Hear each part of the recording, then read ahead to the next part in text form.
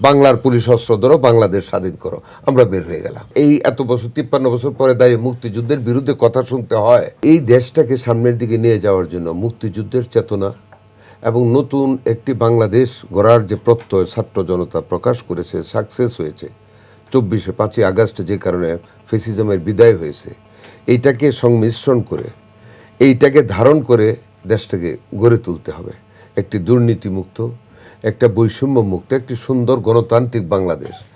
যেটা তুষার সাহেব বললেন যে ফ্যাসিজমের গণতান্ত্রিক অগ্রযাত্রা যদি থাকে দেশে, যদি গণতান্ত্রিক প্রক্রিয়া চলমান হয়, আমাদের নেতা জনাব তারেক রহমান যেটা বলেছেন যে আমরা যদি নির্বাচিত হই, সরকার গঠন করার মতন ম্যান্ডেট পাই জনগণের কাছ থেকে, আমরা একা সরকার গঠন করব না।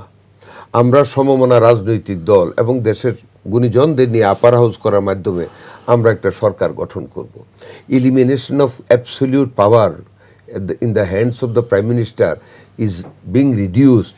এটা একটা ব্যালেন্স করা হবে in between the president and the prime minister. 70 ধারাকে রিফর্মস করা হচ্ছে। এরকম অনেকগুলি যেগুলিতে ফ্যাসিজম তৈরির আভাস আছে, গন্ধ আছে, স্মেল আছে, এইগুলিকে দূরীভূত করে সংস্কারের মাধ্যমে একটা রিয়েল গণতান্ত্রিক যাত্রাকে অব্যাহত রাখার জন্য যেভাবে গভর্নমেন্ট চালানো দরকার, আমরা সেভাবে গভর্নমেন্ট চালাতে বদ্ধপরিকর। এতগুলি রক্ত, প্রায় 1400 উপর, এই জুলাই অভ্যুত্থানে যেটা দিল মাত্র, তো এখনও তো রক্তগুলি শুকায়নি। আমরা তো এটাকে ভুলে যেতে পারি না, আমরা তো অকৃতজ্ঞ হতে পারি না। এটাকে ধারণ করে একটি গণতান্ত্রিক দেশ যদি পরিচালিত হয়, ফ্যাসিজম কোনোদিন আসতে পারবে না। যেখানে ডেমোক্রেসি সেখানে কিন্তু ন্যায় বিচার, যেখানে ডেমোক্রেসি নেই সেখানে আপনাকে অন্যায় অভিজ্ঞতা আপনাকে নিতে হবে। কাজে গণতন্ত্রের কোনো বিকল্প নেই। এই গণতন্ত্রর, আচ্ছা শোনেন, এই যে পাকিস্তান ভাঙলো, পাকিস্তান তো আমরা ভাঙতে চাই নাই। 70-এর নির্বাচনে মেজরিটি সিট পাওয়ার পরে যখন একটি বিশেষ রাজনৈতিক দলকে পূর্ব পাকিস্তানের ক্ষমতা দেওয়া হলো না, যেই দিন সংসদটাকে ভেঙে দেওয়া হলো, আমরা তো হলের ছাত্র, ওই মুহূর্তে আমরা মিছিল বের করে দিলাম। বাংলা ফার্স্ট স্লোগান ছিল বাংলার পুলিশ অস্ত্র ধরো, বাংলাদেশ স্বাধীন করো, আমরা বের হয়ে গেলাম।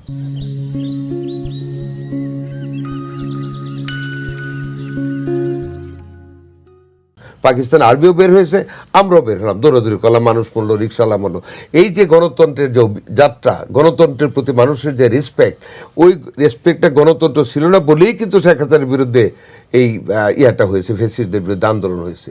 গণতন্ত্র ছিল না বলেই কিন্তু ফ্যাসিজমের মহানায়িকা শেখ হাসিনা রাজাকারদের কথা, এই ছাত্র সমাজকে সামগ্রিকভাবে রাজাকার বলতে পেরেছে, উদ্ধত আচরণ করেছে কথাবার্তায়। এটাই ফ্যাসিজমের পরিচয়, যেটা তুষার সাহেব বললেন। কাজে এই ফ্যাসিজমের বিদায় হয়ে যদি গণতান্ত্রিক রাষ্ট্র প্রতিষ্ঠা হয়, আপনি সেইটা মুক্তিযুদ্ধ এবং এই জুলাই অভ্যুত্থানের সেন্টিমেন্টকে বুকে ধারণ করে, তাহলে দেশ ভালো চলবে। এই এত বছর 53 বছর পরে দাঁড়িয়ে মুক্তিযুদ্ধের বিরুদ্ধে কথা শুনতে হয়। 30 লক্ষ মানুষের রক্ত দিয়ে, 2 লক্ষ মাবুদ্দার সম্ভ্রম হারিয়ে দেশটাকে স্বাধীন করলাম, আর সেই দেশের মাটিতে দাঁড়িয়ে এখন মানে মুক্তিযুদ্ধের বিরুদ্ধে কথা শুনতে। এই জন্য কালকেও বলেছি, আজকের দর্শক শ্রোতা যারা ইয়াং জেনারেশন, আমি একজন সিনিয়র সিটিজেন হিসেবে আহ্বান জানিয়ে রুখে দাঁড়াতে হবে এদেরকে। এরা দেশের শত্রু, এরা গণতন্ত্রের শত্রু, এরা এই মাটির শত্রু, 71-এর স্বাধীনতার শত্রু।